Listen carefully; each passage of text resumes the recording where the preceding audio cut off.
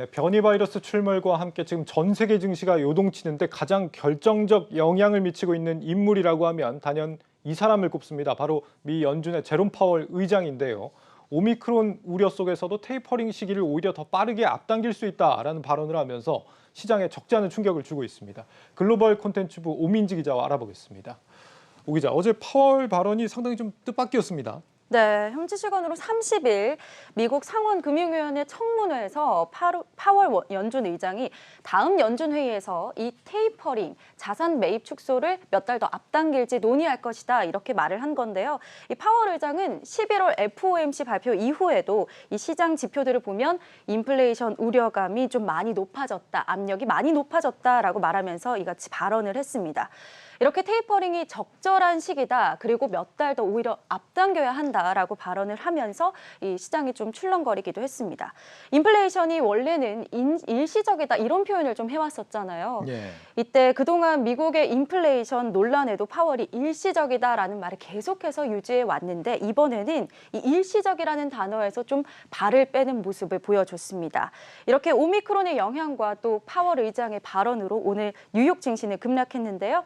S&P 500은 마이너스 1.90%, 나스닥은 마이너스 1.55%, 다우는 마이너스 1.86%로 큰 폭으로 하락하면서 장을 마쳤습니다. 네, 뭐 전날엔 변이 바이러스가 경제와 고용에 나쁜 영향을 줄 거다라고 하더니 반대로 테이퍼링은 또 속도를 높이겠다고 하니까 약간 이렇게 좌회전 깜빡이 켜고 우회전하는 그런 네. 느낌이라서 시장이 놀란 게 아닌가 싶습니다.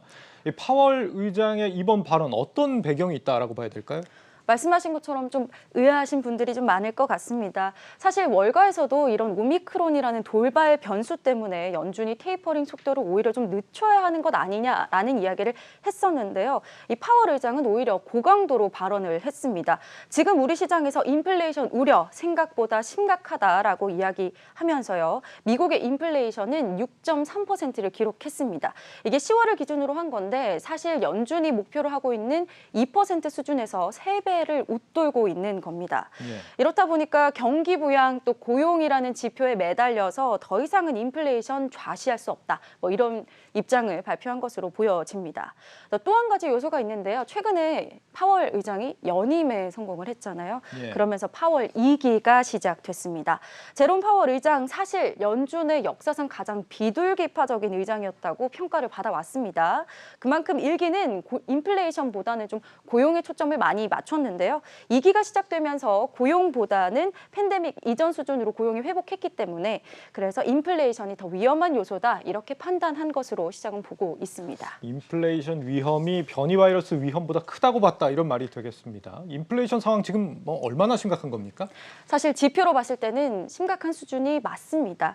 제가 좀 자료를 준비해 왔는데요. 앞서 보신 것처럼 미국은 지난 10월을 기준으로 했을 때 6.3% 상승을 했고요. 30년 만에 최고치였습니다.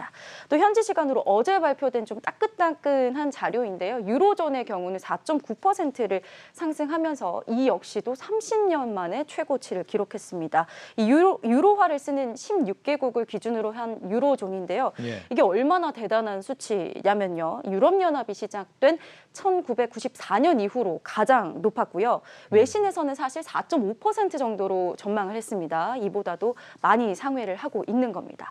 또 특히 보시면 독일은 5.2%, 동독과 서독이 통일된 이후 경제적으로 굉장히 부활을 좀 했을 때보다 그때 이후로 29년 만에 성장을 한 거고요.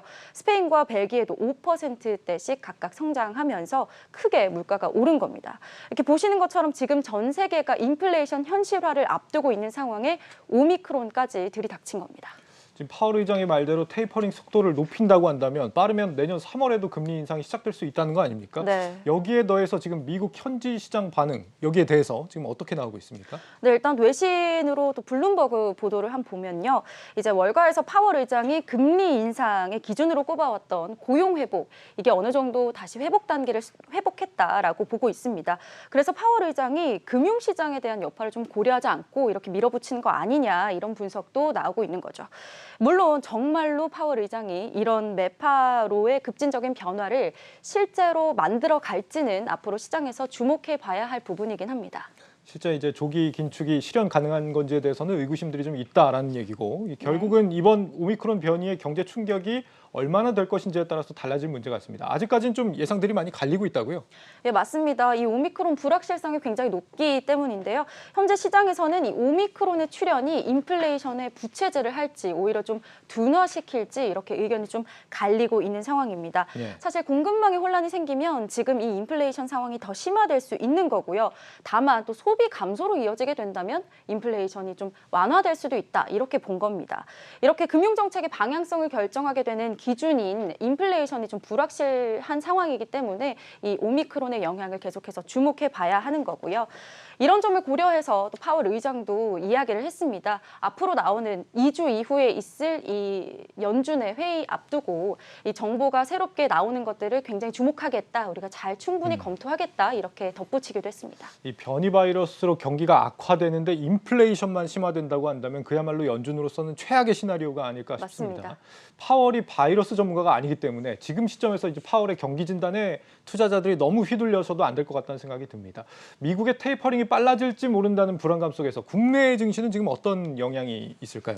네, 12월도 쉽지 않을 것으로 보이는데요. 증권가는 12월에 국내 증시 관망 심리가 좀 강하게 작용할 것이다 이렇게 보고 있습니다. 인플레이션 압력도 물론 있고요. 오미크론 변이 바이러스가 어떻게 될지 모르는 상황이고 또 연준의 정책도 어떻게 바뀔지 모르는 상황이 너무 많기 때문입니다. 지금 상황에서 국내 주식 투자 전략으로는요. 코스피 수치 지수에 따라서 좀 저점 매수를 노려볼 수 있는 기회다라고 얘기를 하고 있고 다만 적극적인 대응은 연준의 선택을 보고 난 이후에 해도 늦지 않겠다 이렇게 덧붙였습니다. 특히 업종으로 보면요. 지난해 과거 또 테이퍼링 때 그래도 양호한 성과를 보였던 IT 하드웨어 쪽이 그래도 주목할 만하다.